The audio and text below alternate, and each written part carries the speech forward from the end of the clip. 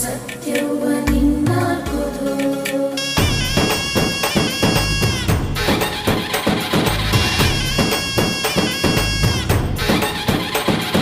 ಪರಶುರಾಮನ ತಾಯೇ ಓ ಪರಮೇಶ್ವರಿ, ಬಯಲು ಸೀಮೆಯ ತಾಯೋ ಓ ಭಾಗ್ಯೇಶ್ವರಿ.